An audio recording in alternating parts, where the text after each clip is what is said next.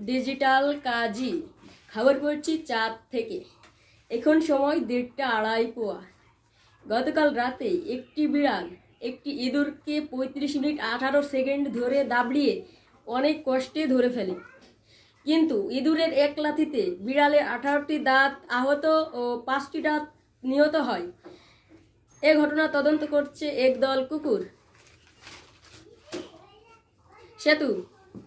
পর্দা সেতুর কাজ চলছে ভীমগতিতে। বিজ্ঞানীরা বলছে যে যদি 1,02 মেট্রিক টন বৃষ্টির পানি ও সিমেন্ট ও বালুর পরিবর্তে খালের কাদা দিয়ে যদি পর্দা সেতু ঢালাই করা হয়, তাহলে পর্দা সেতুর কাজ জীবনে শেষ হবে না, বলেছে সেতুমন্ত্রী। বিশেষ খবর, গতকাল দুপুরবেলা একটি শিয়াল ও একটি মুরগির মধ্যে আধা ঘন্টা ঝগড়া হয়। এতে মুরগির তেমন কোনো ক্ষয়ক্ষতি হয় নাই, তবে মুরগির এক ঠোকে শিয়ালের লেজ কেটে পড়ে গিয়েছে।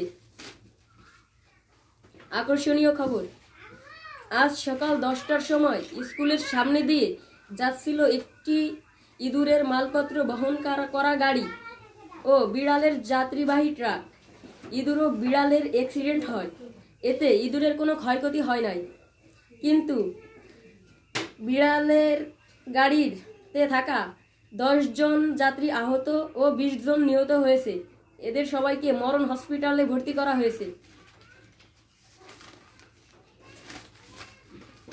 কৃষি, বর্তমানে বাংলাদেশের যে অবস্থা, এতে কৃষকেরা পারছে না ধান বুনতে। ফলে বলা গেছে যে বাংলাদেশে প্রায় 1 কোটি মানুষ কুড়ো পানি খেয়ে মারা যাবে। গতকাল রাতে ইঁদুরের গর্ত থেকে 1 লক্ষ ধানের বীজ ও কিছু কলাই চুরি হয়েছে। এতে ইঁদুর হাইকোর্টে মামলা করলে অনেক তদন্তের পর জানা গেছে যে চোর সূচক, তাই সূচককে 1 বাক্স বিষের মধ্যে চুবিয়ে মৃত্যু দেওয়ার সাজা শুনিয়েছে হাইকোর্ট।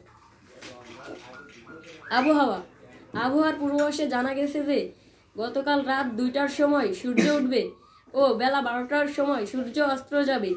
এতে খাল বিল হাওর শুকিয়ে যাবে। সর্বশেষ, করোনা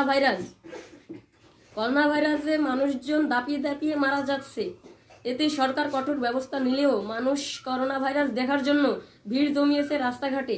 হাউ দিস হয় দিস, করোনা ভাইরাস দেখিস, না হলে ঘরে থাকিস।